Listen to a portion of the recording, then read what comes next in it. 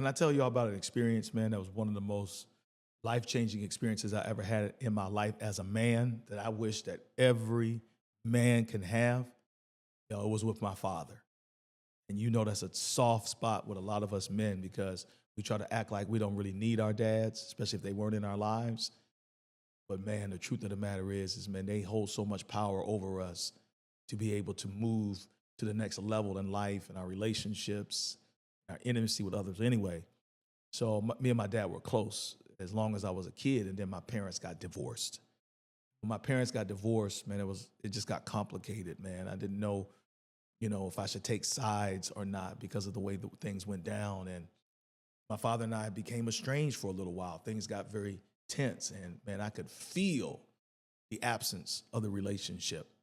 But I didn't want to give off that I felt that. And honestly, man, I started going through a series of personal struggles simultaneously when me and my dad fell apart in my own marriage and in my own fatherhood.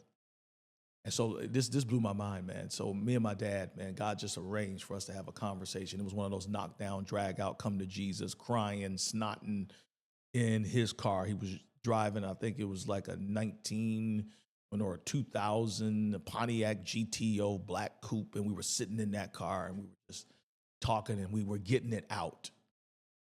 And man, in that conversation, I remember my father shared with me his story. I mean, it wasn't like we was in there for hours, but just that little window into who he was, that little window, man, to what he had been through. And come to find out, both of us, man, had experienced sexual trauma. Him as a kid and me as a kid. And man, it just brought us together. And even though things are not perfect, like he's still my hero because he got human.